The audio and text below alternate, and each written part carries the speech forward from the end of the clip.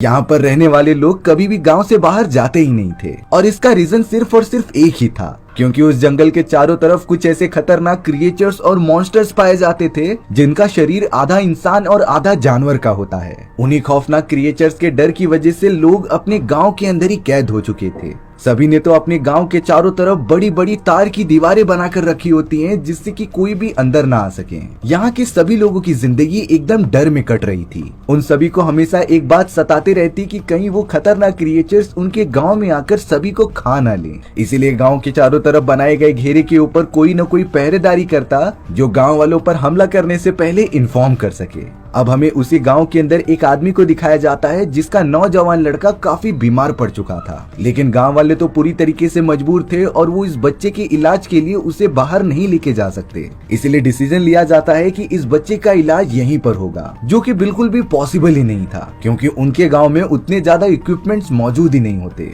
और अब दुख की बात ये होती है कि उस आदमी के बच्चे की मौत हो गई थी। सभी गांव वालों को बहुत ही ज्यादा दुख हो रहा था इस बात के लिए। मरे हुए लड़के का फादर तो उसके ग्रेव पर बैठकर बहुत ही ज्यादा रो रहा होता है और खास करके उन्हें काफी ज्यादा गिल्टी हो रहा था क्योंकि अगर वो अपने बेटे को लेकर शहर में चले जाते तो शायद वो आज जिंदा होता, लेकिन उन खतरनाक क्रिएचर्स और मॉन्स्टर्स के डर की वजह से वो उसे बचा नहीं पाया। अब अगले दिन सभी गाँव वाले बैठकर एक साथ डिनर कर रहे होते हैं, तभी घने जंगलों में से काफी तेजी से आवाजें आना स्टार्ट हो गई। ये आवाज इतनी ज्यादा खौफनाक होती है कि बड़े से बड़े लोग इससे डर जा रहे थे। सभी को पता था कि ये आवाज किस खौफनाक क्रिएचर्स की है। उन सभी लोगों के बीच एक पागल आदमी मौजूद था जो आवाज सुनकर काफी हंसने लग जाता है क्योंकि उसे जरा भी अंदाजा नहीं होता कि जंगल के उस पार कौन सा खतरा मौजूद है। उस गांव के अंदर सभी रहवासियों ने कई सारे जानवर पाल कर रखे थे। धीरे धीरे वो जानवरों की संख्या बढ़ाते जिससे कि वो मीट खा सकते थे। साथ ही साथ वहाँ के लोग जानवरों का कुछ मांस लेकर जंगल के बाहर फेंक देते क्योंकि उन्हें लगता था कि क्रिएचर्स अगर ये सारे मांस को खाएंगे तब उन्हें गाँव में आने की कोई जरूरत नहीं पड़ेगी। इसी तरीके से उन लोगों ने अपने गांव के अंदर स्कूल्स और जानवरों के रहने के लिए जगह बनाकर रखी थी। अब हमें उस जगह पर दो लड़कियां काम करते हुए दिखाई जाती हैं जो कि अपना डेली रूटीन फॉलो कर रही थी। तभी उन्हें घास के बीच में लाल कलर का एक फूल दिखाई देता है। उसे देखते ही वो दोनों लेडीज काफी ज्यादा डर गईं और तुरंत ही पास में जाकर फूल को तोड़ के उसे जल्द से जल्द जमीन के अंदर गाड़ दिया, जिससे कि हमें ये पता चलता है कि गांव के सारे लोग लाल कलर से बहुत ही ज्यादा डरते थे क्योंकि वो खतरनाक क्रिएचर जो कि आधे इंसान और आधे जानवर थे वो भी अपने बॉडी पर लाल कलर का कपड़ा पहनते थे। अब हमें यहाँ एक प्रोफेसर दिखाए जाते हैं जो हमेशा की तरह स्कूल जा रहे थे। तभी उन्होंने एक बच्चों के ग्रुप को देखा जो लगातार किसी चीज को छेड़ रहे थे। प्रोफेसर जब वहां गए तो पता चला कि उस जगह पर तो एक जानवर रखा गया है जिसकी पूरी चमड़ी ही गायब है। उन्हें भी नहीं समझ आ रहा था कि आखिर ये काम किसने किया होगा, पर फिलहाल के लिए प्रोफेसर सारे बच्चों को स्कूल के अंदर जाने के लिए कहते हैं और अपनी क्लास लेने लग जाते हैं। यहाँ बच्चे प्रोफेसर से डाउट क्लियर कर रहे थे कि आखिरकार उस जानवर की जो हालत हुई है क्या वो उन खतरनाक क्रिएचर्स ने की थी जो कि जंगलों में रहते हैं। लेकिन प्रोफेसर बच्चों को जवाब देते हैं कि वो खतरनाक जानवर अंदर नहीं आ सकते, इसीलिए हमें डरने की कोई जरूरत नहीं।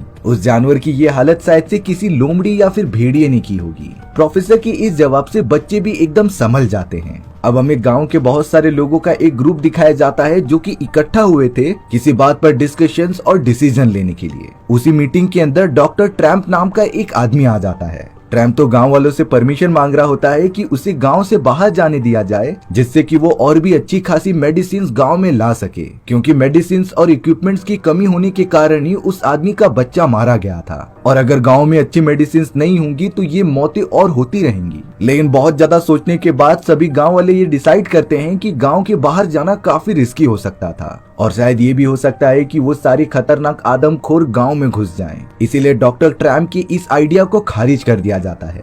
अब उस रात ट्रैम्प के साथी की जॉब होती है जो कि पहरा देगा। ट्रैम्प भी थोड़ी बातचीत करने के लिए अपने दोस्त के पास पहुंच जाता है। डॉक्टर ट्रैम्प सिंपली पूछ रहे थे कि तुम्हारा कभी गांव से बाहर जाने का मन किया है कि नहीं, क्योंकि इस गांव के बाहर पता नहीं कौन सी दूसरी दुनिया मौजूद हो। बट ट्रैम्प का दोस्त तो साफ साफ कहता है कि हमारे बड़े बुजुर्ग ने बताया है कि बाहर की तरफ खतरनाक क्रिएचर्स मौजूद हैं और इस गांव के अंदर हम लोग एटलीस्ट जिंदा तो रह पा रहे हैं। यही मेरे लिए बहुत बड़ी बात है। अब अगले दिन अचानक सभी गांव वाले बहुत ही ज्यादा शॉक हो गए थे क्योंकि उनके कई सारे जानवरों को कोई अनजान चीज मार दे रही थी और उनका खाल निकाल ले रही थी। इन्हीं सारी चीजों के लिए अब एक और मीटिंग की जाती है जिसमें कि कई लोगों का ये मानना था कि उन जानवरों को जंगल के बाहर रहने वाले वो खतरनाक क्रिएचर्स ने ही मारा है। बट गांव के सीनियर मेंबर्स ये बताते हैं कि क्रिएचर्स अंदर नहीं आ सकते। अगर वो आते तो हम सभी को पता चल जाता, क्योंकि उनका साइज काफी बड़ा होता है। जरूर ये काम किसी लोमड़ी या फिर छोटे मोटे जानवर का होगा, इसीलिए हमें इन सारी बातों पर टेंशन लेने की कोई जरूरत नहीं। लेकिन फिर भी गांव वालों की श्योरिटी के लिए गांव के चारों तरफ बने हुए बांध को देखा जाता है कि कोई उसे तोड़कर अंदर घुसा भी है कि नहीं।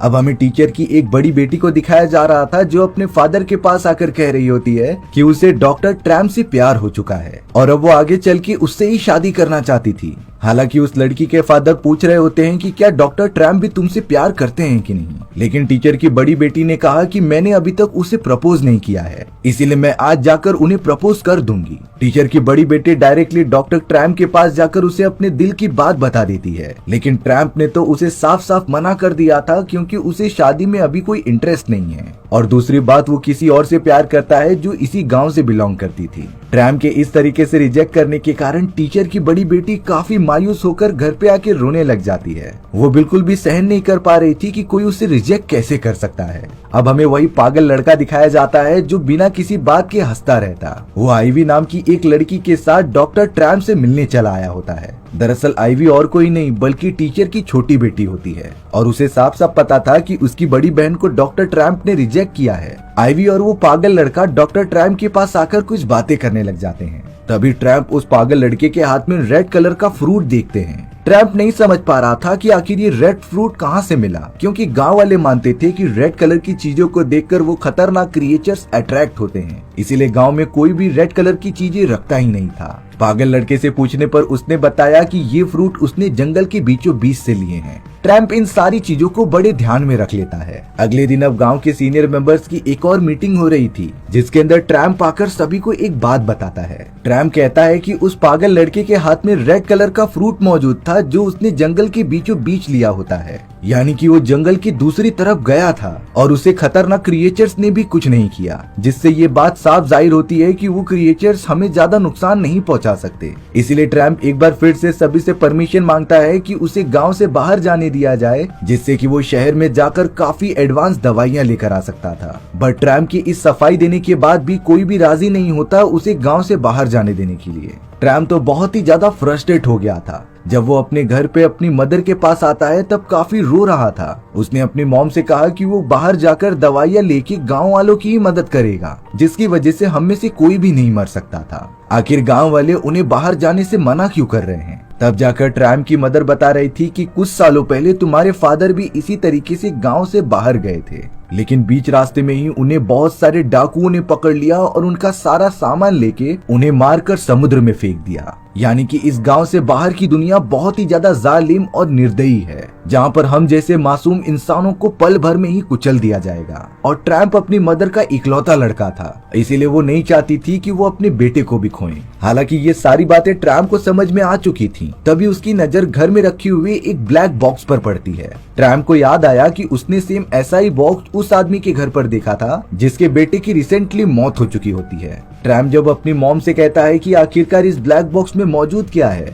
तो उसकी मदर ने बताया कि ब्लैक बॉक्स को ओपन करना गांव वालों के रूल्स के खिलाफ हो सकता है, इसीलिए ये हमारे बीच एक राज ही रहना चाहिए। अगले दिन तो ट्रैम्प बहुत ही ज्यादा कंफ्यूजन में जंगल की तरफ जाने लगा। थोड़ी देर तक ट्रेवल करने के बाद ही उसे वो रेड फ्रूट्स दिखाई देने लग जाते हैं जो कि उस पागल लड़की ने तोड़ कर लाया था। ट्रैम्प जब उन फ्रूट्स को जमा कर रहा था तब हमें पता चला कि कुछ दूरी पर ही रेड कलर का एक कपड़ा पहने कोई तो खड़ा है जो लगातार ट्रैम्प को देखते जा रहा था, लेकिन उसने ट्रैम्प पर बिल्कुल भी हमला नहीं किया। ट्रैम्प अब जल्द से जल्द अपने गांव में आकर आईवी को इन सारी चीजों के बारे में बताता है कि कैसे वो जंगल के अंदर गया था। हालांकि आईवी ट्रैम्प को मना करती है क्योंकि ये सारी चीजें काफी खतरनाक हो सकती थी, लेकिन ट्रैम्प उसे समझा रहा था कि अगर मैं बाहर जाकर दवाइयां लेकर आ जाऊं तो इस गांव में बीमारी के कारण और किसी की भी मौत नहीं होगी, और ये मैं गांव वालों की भलाई के लिए ही कर रहा हूँ। आईवी भी ट्रैम्प की भावनाओं को समझ रही थी, लेकिन वो उसे मना करती है जंगल में जाने से। अब आईवी ने बताया कि मेरी बहन की शादी किसी और से फिक्स हो चुकी है और अब शादी की बारी मेरी है,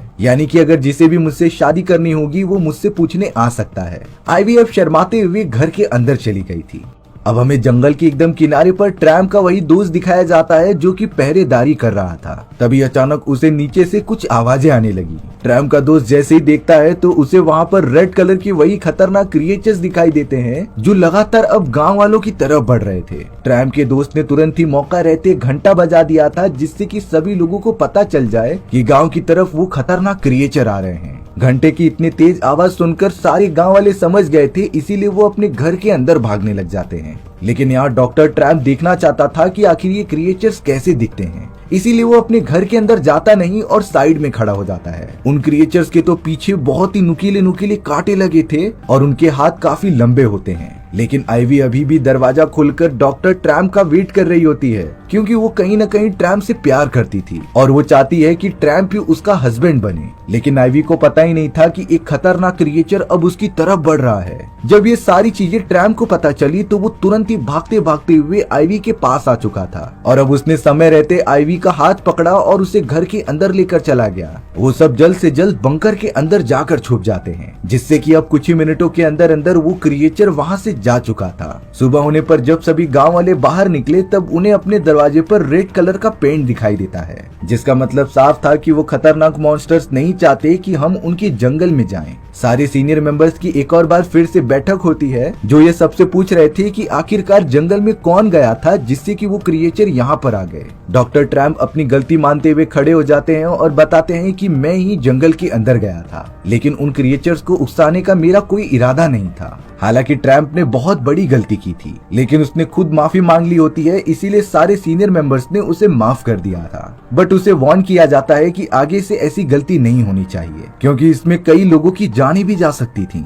अब हमें आइवी की बड़ी बहन की शादी का सीन दिखाया जाता है, जिससे कि सभी गांव वाले एक साथ मिलकर सेलिब्रेट कर रहे थे। आइवी के सारे फैमिली मेंबर्स बहुत ही ज्यादा खुश होते हैं और अब उनके फैमिली में सिर्फ आइवी बाकी थी जिसकी शादी होने वाली होती है। वो सभी लोग एंजॉय कर रहे थे, तभी अचानक जंगल में से किसी औरत की चिल्लाने की आवाज आने लग जाती है। सभी गांव वाले जल्द से जल्द चौकन्ना होकर घर की तरफ भागने लगे। तब पता चला कि उनके कई सारे जानवरों को मारकर लटका दिया गया है और ये काम जरूर उन्हीं खतरनाक क्रिएचर्स का हो सकता था। इसीलिए सभी अपने अपने घर के अंदर बनाए गए बंकर के अंदर जाकर छुप गए। लेकिन डॉक्टर ट्रैम फिर से डिसीजन लेता है कि वो घर के अंदर नहीं जाएगा। वो तो आइवी के घर के सामने जाकर बैठ जाता है। आइवी ने भी जब नोटिस किया कि ट्रैम्प वहाँ पर बैठा हुआ था तो वो भी उसके पास जाकर बैठ गई। आइवी ट्रैम्प से पूछती है कि आखिर तुम मेरे घर के सामने क्या कर रहे हो। तब जाकर ट्रैम्प ने जवाब दिया कि मैं तुम्हें प्रोटेक्ट करना चाहता हूँ, क्योंकि अगर वो खतरनाक क्रिएचर यहाँ पर आएगा तो मैं उससे लड़ाई करके तुम्हें बचा लूंगा। और अब ट्रैम्प अपने प्यार का इजहार आइवी से कर देता है, क्योंकि शुरुआत से ही वो आइवी की बड़ी बहन से नहीं बल्कि उससे प्यार किया करता था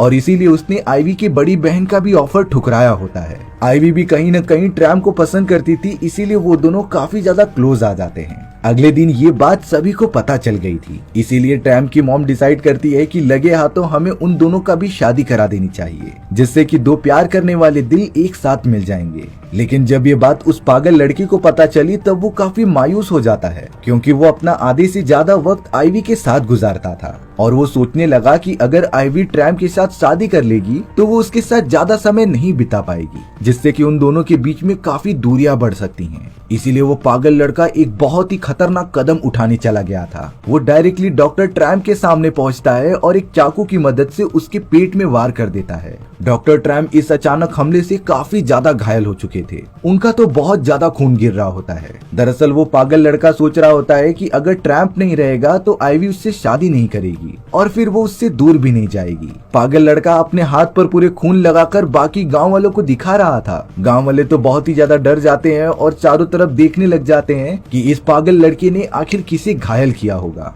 जांच पड़ताल करने पर पता चला कि उसने डॉक्टर ट्रैम्प को चोटिल कर दिया है, जिनका काफी ज्यादा खून गिर चुका था। आइवी को भी जब ये पता चला तो वो काफी ज्यादा रोने लगी। अब जल्द से जल्द पास ही वाले गांव में मौजूद एक दूसरे डॉक्टर को बुलाकर ट्रैम्प का इलाज किया जाने लगा। लेकिन आइवी और बाकी सभी को पता था कि गांव के अंदर उतनी ज्यादा मेडिसिन की फैसिलिटीज नहीं है, जिससे कि ट्रैम्प को बचाना काफी मुश्किल हो सकता था। अब उस डॉक्टर ने ट्रैम्प की चोट पर मरहम पट्टी तो कर दी होती है, लेकिन उसने बताया कि ट्रैम्प के बॉडी में से काफी ज्यादा खून गिरने की वजह से उसका बचना नामुमकिन है। आइवी अब डिसीजन ले लेती है कि वो कुछ भी करके गांव से बाहर जाएगी, जिससे कि शहर में उसे काफी एडवांस मेडिसिन मिल सकती थी और उसी मेडिसिन की मदद से वो ट्रैम की जान बचाएगी। भले ही जंगल से बाहर जाते समय वो क्रिएचर्स उसे मार दें, पर आइवी इसमें भी अपनी खुशनसीबी समझेगी क्योंकि उसने ट्रैम की जान बचाने के लिए ये सब किया था। वो डॉक्टर भी अपने हाथ खड़े कर देता है कि मुझे जितना आता था मैंने उतना कर दिया।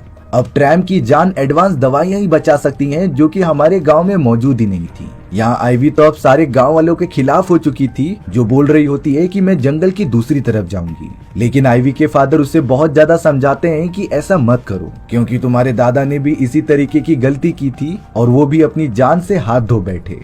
आइवी के फादर नहीं चाहते थे कि वो उसे किसी भी कीमत पर खोए, इसीलिए वो पूरी कोशिश कर रहे होते हैं आइवी को जंगल में ना जाने देने के लिए। पर यहाँ आइवी बताती है कि वो ट्रैम से कितना ज्यादा प्यार करती है और वो ऐसा पहला आदमी था जो आइवी के लिए जान देने के लिए तैयार होता है। इसीलिए अब उसका समय आने पर आइवी पीछे नहीं हटना चाहती थी और अब वो गांव से बाहर जाने लगी जंगल की तरफ, जिसके साथ और भी कई सारे लोग शामिल होते हैं। उन सभी ने तो येलो कलर की पोशाक पहन ली थी। आइवी जब उन सभी साथियों के साथ जैसे ही जंगल में थोड़ा आगे बढ़ती है तभी उन्हें कुछ आवाजें आने लगी और ये आवाजें किसी और की नहीं बल्कि उन्हीं खतरनाक क्रिएचर्स की होती है। आइवी को छोड़कर उसके साथी इतना ज्यादा डर गए थे कि वो जंगल के और अंदर जाने की हिम्मत ही नहीं करते, इसीलिए वो दोनों गाँव की तरफ वापस भाग गए। अब आइवी उस डरावने जंगल के अंदर पूरी तरीके से अकेली हो गई थी। उसे कुछ समझता ही नहीं कि आखिर वो किस डायरेक्शन में जाए। आइवी पूरी तरीके से कंफ्यूज हो जाती है और एक पेड़ के पास आकर रुकती है। तभी आइवी को अपने फादर द्वारा बताए गए शब्द याद आ रहे थे।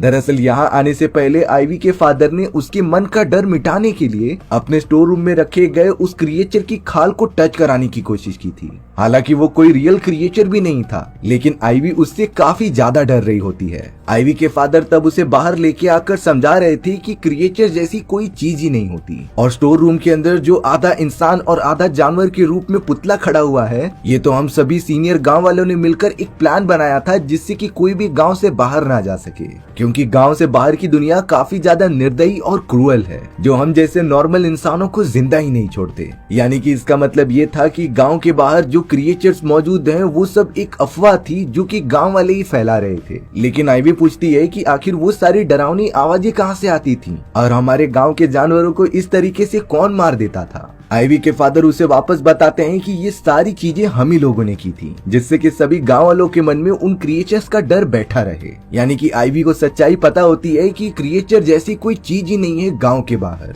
इसीलिए वो अब अपनी पूरी कॉन्फिडेंस में जंगल के बाहर जाने लगती है। आइवी तो अब लगातार जंगल के अंदर बढ़ने लगी थी। एक समय पर तो वो एक गहरी गड्ढी के अंदर भी गिर जाती है, लेकिन उसने हिम्मत दिखाते हुए वहाँ से बाहर निकलने का रास्ता ढूंढ ही लिया। बट अब उसे आसपास उन्हीं क्रिएचर्स के चिल्लाने की आवाज आने लग जाती है और बाद में पता चला कि आइवी के ठीक पीछे वही खतरनाक क्रिएचर मौजूद है जिसने की रेड कलर का कपड़ा ओढ़ा हुआ था। लेकिन आइवी तो नहीं समझ पाती कि उसके फादर ने तो बोला था कि ये क्रिएचर्स नाम की कोई चीज तो है ही नहीं, फिर आखिरकार ये यहाँ पर क्या कर रहा है। आइवी कैसे भी करके पेड़ों के पीछे छुप रही थी, लेकिन तब तक उस खतरनाक क्रिएचर ने आइवी को देख लिया होता है और वो लगातार उसका पीछा करने लगा था। उस क्रिएचर की बॉडी पर नुकीले नुकीले कांटे लगे हुए थे जो उसे काफी ज्यादा खतरनाक बना रहे होते हैं। लेकिन आइवी अब लगातार भागते हुए एक नुकीले पेड़ के पास आ गई थी, जिसके एकदम एंड पर आकर वो तुरंत ही हट जाती है और अब वो क्रिएचर पेड़ की नुकीली वाली टहनी से लड़ जाता है और उसकी वही मौत हो जाती है।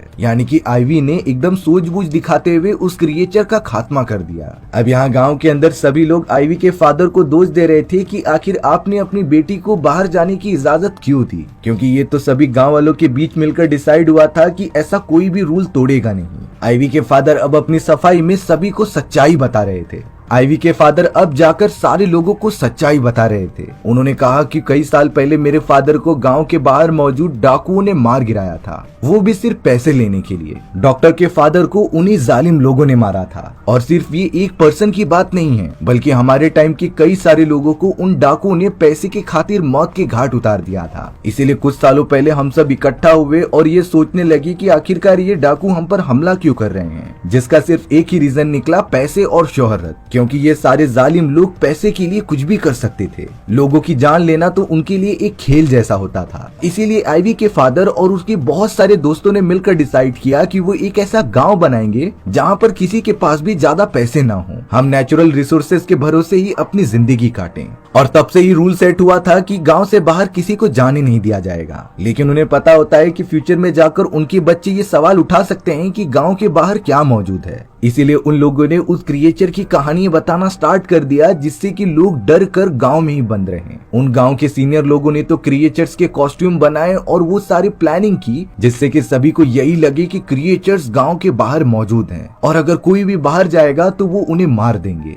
और तब से ही ये सिलसिला चलता आ रहा है। सभी गांव वालों के घर के अंदर ब्लैक बॉक्स रखा हुआ था, जिसके अंदर और कुछ नहीं बल्कि उन लोगों की यादें थी, जो सारी चीजें इस गांव के बाहर से शुरू होती हैं। अब हमें उस पागल लड़के के घर वाले को दिखाया जाता है, जो जब अपने घर के अंदर इंटर हुए तब पता चला कि उनका ब्लैक बॉक्स तो खुला हुआ है और उसके अंदर से उसी क्रिएचर का कॉस्ट्यूम किसी ने चुरा लिया था। यहाँ एक रियलिटी पता चलती है कि उस पागल लड़के ने क्रिएचर की कॉस्ट्यूम पहन ली थी और वो चला गया होता है आइवी को डराने के लिए। और आइवी ने तो जंगल के अंदर सोच लिया था कि ये रियल वाला क्रिएचर है, जिससे कि वो अपनी जान बचाने के चक्कर में उसे मार देती है। उस पागल लड़के ने कभी सोचा ही नहीं था कि एक मजाक में उसकी जान चली जाएगी। यानी कि जंगल में आइवी के ऊपर जिसने हमला किया था वो क्रिएचर नहीं बल्कि वो पागल लड़का होता है, जिसकी अब बहुत ही बुरी तरीके से मौत हो चुकी थी। आइवी अब किसी भी तरीके से जंगल को पार करके हाईवे वाले रास्ते पर आ जाती है, जहां पर उसे एक पुलिस ऑफिसर दिखाई दिया था। आइवी अब उस पुलिस ऑफिसर के पास जाकर कह रही थी कि इमरजेंसी कंडीशन है और मुझे ये सारी दवाइयाँ चाहिए, क्योंकि इस घने जंगल के बीच एक सुनसान गांव मौजूद है जहां पर कुछ पेशेंट्स को इन दवाइयों की जरूरत थी। अब हालांकि उस पुलिस ऑफिसर को आइवी की बातों पर विश्वास नहीं होता कि इस जंगल के बीच कोई रह भी सकता है कि नहीं, लेकिन ये इमरजेंसी कंडीशन समझकर पुलिस ऑफिसर ने आइवी को वो सारे मेडिसिन प्रोवाइड कर दिए थे। आइवी तो अब जल्द से जल्द उन सारी दवाइयों को लेकर जंगल के अंदर अपने गांव में आ जाती है, जहां पर शायद अब वो अपने घायल डॉक्टर को ठीक कर सकती थी। आइवी ने बताया कि मैं जंगल के पार गई और दवाइयां लेकर आ गई। रास्ते में मुझे वो खतरनाक क्रिएचर मिला था, लेकिन मैंने किसी भी तरीके से उसे खत्म कर दिया। अब उस पागल लड़के के मॉम एंड डैड को ये अंदाजा हो चुका होता है कि वो और कोई नहीं बल्कि उनका बेटा ही था, जिसकी अब शायद मृत्यु हो चुकी थी। लेकिन आइवी के फादर उन्हें समझाते हैं कि जो भी हुआ ठीक हुआ। अब सभी गांव वालों को लगने लगा था कि वो क्रिएचर सच में मौजूद है जंगल के अंदर। आइवी को भी पूरी तरीके से सच्चाई पता नहीं होती, इसीलिए वो भी इसे रियल मान रही थी। मेडिसिन की मदद से आइवी का वो प्यारा डॉक्टर भी ठीक हो जाता है। इस मोमेंट के बाद अब किसी भी गांव वालों ने गांव से बाहर जाने की जरूरत भी नहीं की और इस तरीके से हमारी ये कहानी भी यहीं खत्म हो जाती है।